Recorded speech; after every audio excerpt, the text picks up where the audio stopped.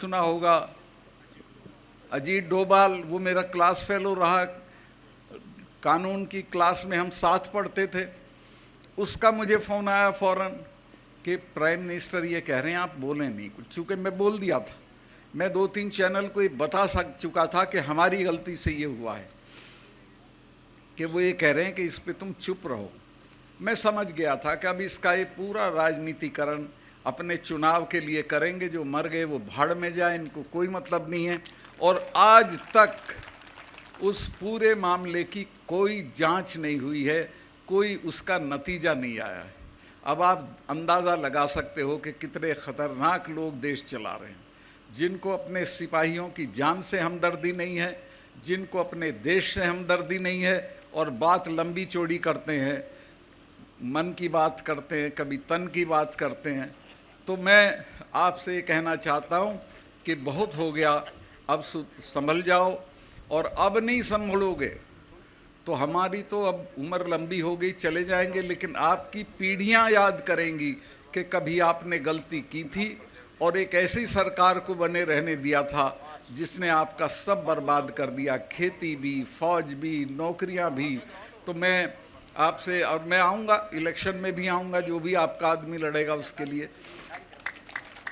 मैं तो, मेरे पैर में बहुत तकलीफ़ है, लेकिन फिर भी मैं घूम रहा हूँ, महीने में कम से कम 10 पब्लिक मीटिंग करता हूँ, सब जगह जा रहा हूँ, सबसे बात कर रहा हूँ, और मुझे ये कामयाबी मिली है कि सब इसके लिए राज़ी हो गए हैं कि एक उम्मीदवार के मुकाबले एक उम्मीदवार खड़ा करेंगे। और अगर ये हो गया तो मैं आपको आश्वस्त कर दूं कि ये बचेंगे नहीं, इनकी शक्ल नहीं पहचानी जाएगी, ये जो आज इनका घमंड है ये सारा चूर चूर हो जाएगा। सब सहमत हो गए हैं, सारी पार्टियां सहमत हो गई। मैं बहुत लंबा भाषण कर दिया, भाई इतना ही कहना चाहता हूं कि ये मौके रोज़ नहीं मिलते हैं। ये मौका भी फिर तो 5 साल को बाद जाएगी, और 5 साल में तो ये इतनी बर्बादी कर देगा कि आप अंदाज भी नहीं कर सकते हो। 5 साल में तो पता नहीं क्या क्या हो जाएगा। तो मैं काफ़ी आपका समय लिया, अभी मैं इतना ही हाँ हाँ हाँ हाँ हाँ, असली चीज़ तो मैं बोल ही नहीं रहा था, वो थी यहाँ के शहीदों की कुर्बानी।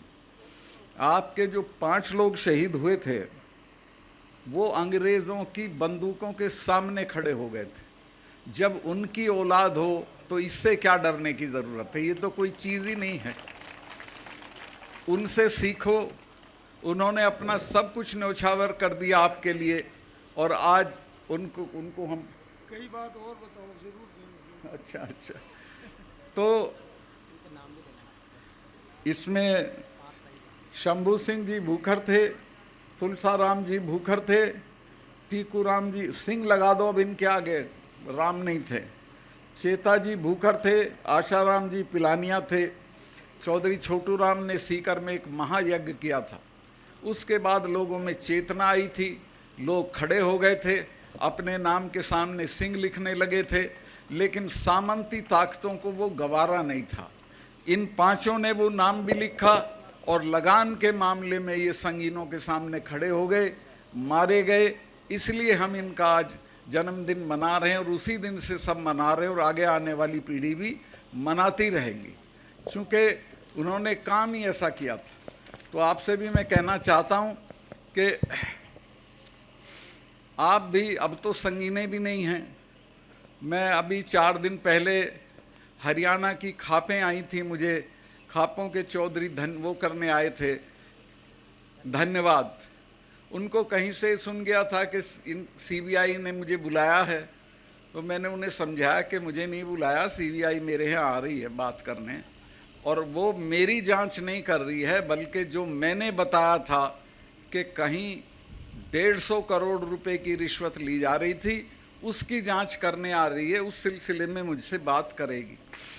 तो उन लोगों को ये पता चल गया, तो वो आए। मेरा घर 2 कमरे का है, वो भी किराए का। तो मैंने उनको एक पार्क में उनका खाना बनवाना शुरू कर दिया।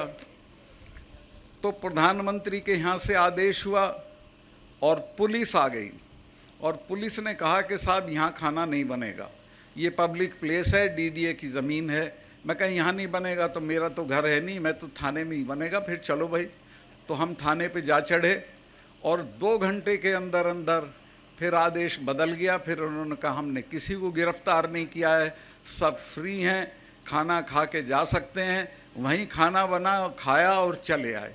तो अगर अड़ जाओगे, अगर हिम्मत कर लोगे, तो कोई आपके सामने खड़ा नहीं रहेगा। कोई डरने की ज़रूरत नहीं है किसी से भी। आप अपना हौसला रखिए, एकता रखिए, जातियों का